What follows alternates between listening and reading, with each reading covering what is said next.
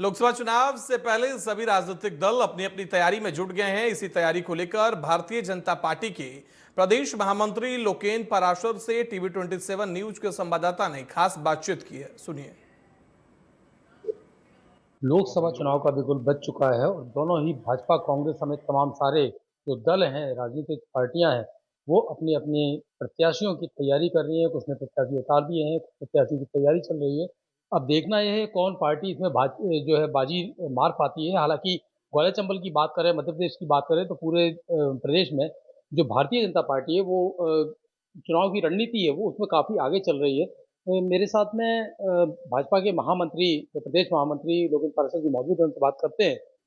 किस तरह से देखते हैं, क्योंकि लोकसभा चुनाव है और राहुल गांधी की भारत जोड़ो न्याय यात्रा चल रही है, उसमें वो कहीं ना कहीं मंच से ओबीसी को बुलाते हैं, दलित को बुलाते हैं और आदिवासियों को बुलाते हैं।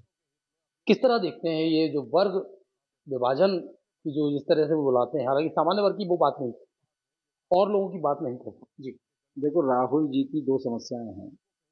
एक तो उनके पास अपनी स्वयं की बुद्धि का थोड़ा अभाव है, राजनीतिक बुद्धि का, कि किस काम को कैसे करना चाहिए। दूसरी समस्या ये है कि उनको कुछ ऐसे सलाहकार मिले हुए हैं जो चाहते हैं कि राहुल गांधी के नेतृत्व में कांग्रेस का पूरा अवसान हो जाए। और वो जायज भी है, क्योंकि जिस प्रकार से वरिष्ठ नेतृत्व का अपमान करके राहुल गांधी को हीरो बना के रखा जाता है, तो वे जो वरिष्ठ नेतृत्व वो इस प्रकार की सलाह देता ही रहता है कि आप तो प्रभु यात्रा निकालो, आप ही असली गांधी हो। और वो इस प्रकार के काम करते हैं। उनको ये समझ में नहीं आ रही कि पिछले विधानसभा चुनाव से पहले भी उन्होंने एक यात्रा निकाली, मालवा निमाड़ से प्रवेश किया उस यात्रा में मध्य प्रदेश में। उसके बाद विधानसभा के चुनाव हुए तो प्रचंड बहुमत मिला भारतीय जनता पार्टी को, 43 सीटें उस क्षेत्र से मिली, जहां से उनका शुभ प्रवेश मध्य प्रदेश में हुआ। मेरा सवाल ये है कि जो जिस तरह से दलित, ओबीसी और आदिवासी को मंच से बुलाते हैं, केवल उन्हीं को, बाकायदा उनके साथ सेल्फी भी लेते हैं, तो क्या वो वर्ग संघर्ष को बढ़ावा दे रहे हैं? क्या? देखो, अंग्रेजों से भी ज्यादा खतरनाक नीति अगर किसी की है तो वो कांग्रेस की है। Divide and rule. रूल तो उनके पास बचा नहीं, केवल डिवाइड करने के सपने अभी भी देख रहे हैं।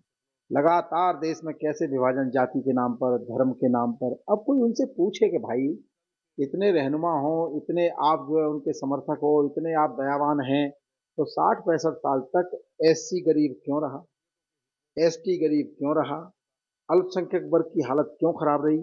कौन इसके लिए जिम्मेदार है? क्या इससे पहले प्रधानमंत्री आवास योजना नहीं आ सकती? क्या इससे पहले उजाला उज्ज्वला जैसी योजना नहीं आ सकती थी? क्या इससे पहले आयुष्मान भारत जैसी योजना नहीं आ सकती थी? केवल लोगों को इमोशनली डराना और उनके वोट कबाड़ करना, ये सारा समाज अब समझ चुका है। ये बंटवारे की राजनीति, ये सेल्फी करना, ये फोटो खिंचाना, ये मीठी मीठी बातें करना। लोगों को रोटी चाहिए, लोगों को सुविधाएं चाहिए, लोगों को सम्मान चाहिए। क्यों नहीं दिया कांग्रेस ने इतने साल तक? परिणाम भुगतना पड़ रहा है आज। वहीं एक सवाल और है कि जैसे कि दल बदल लगातार चल रहा है, कांग्रेस के तमाम सारे नेता, चाहे स्थानीय नेताओं की बात कर लें या प्रादेशिक नेताओं की बात कर लें, लगातार भाजपा में शामिल हो रहे हैं। कांग्रेस का ये कहना है कि भाजपा एक और कांग्रेस मुक्त भारत की बात करती है, वो खुद ही कांग्रेस युक्त होती जा रही है। किस तरह की? जो लोग ऐसा कह रहे हैं कि भाजपा कांग्रेस युक्त होती जा रही है, उनको थोड़ा इतिहास का ज्ञान, इतिहास का अध्ययन करना चाहिए। 1980 में जब भारतीय जनता पार्टी बनी तो तमाम समाजवादी मित्र, कांग्रेस के मित्र भारतीय जनता पार्टी में सम्मिलित हुए जनता पार्टी टूटने के बाद। देखो, एक तो ये टर्मिनोलॉजी है राजनीति में टिकट को लेकर, इसको थोड़ा बदलना चाहिए। टिकट कभी भी कटता नहीं है, टिकट हमेशा मिलता है।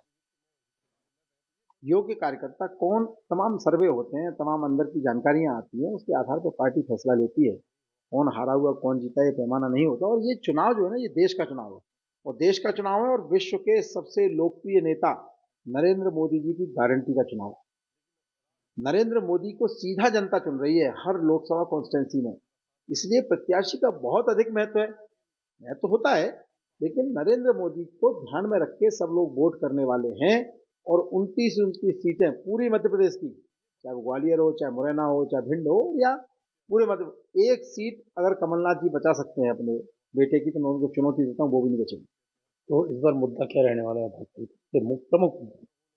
गरीब का कल्याण, राष्ट्र का स्वाभिमान, राष्ट्र की सुरक्षा, राष्ट्र की समरसता, और नरेंद्र मोदी की गारंटी। एकमात्र व्यक्ति है साहब इस दुनिया में, अखंड विश्वास है लोगों को उनके ऊपर, और विश्वास पर वोट डलने वाला है। विश्वास ही सबसे बड़ा मुद्दा है। देखो, तो विश्वास सबसे बड़ा मुद्दा रहने वाला है, खासतौर पर मोदी की गारंटी और राष्ट्र का स्वाभिमान इन चुनाव में, लोकसभा चुनाव में नजर आएगा। अब देखना है भाजपा किस तरह से अपने आप को जो है जनता के बीच में प्रतिष्ठापित कर पाती है, और खास तौर पर देखना ये भी है कि कांग्रेस किस तरह से उसका लगातार विरोध करती चली आ रही है, और एससी एसटी वोटर्स और आदिवासी वोटर्स को लुभाने का जो काम जारी है भारत जोड़ो यात्रा के जरिए। हालांकि वो राजनीतिक यात्रा नहीं बताते हैं इसको, राहुल गांधी इसको, लेकिन बावजूद इसके भाजपा किस तरह से उन पर जो है उन पर काबू पाती है और इस चुनाव को 400 पार तक ले जाती है, जैसा कि भाजपा का कहना है, लगातार जो नारा नरेंद्र मोदी दे रहे हैं। Sanjay Sharma, TV 27 news, Gwalior.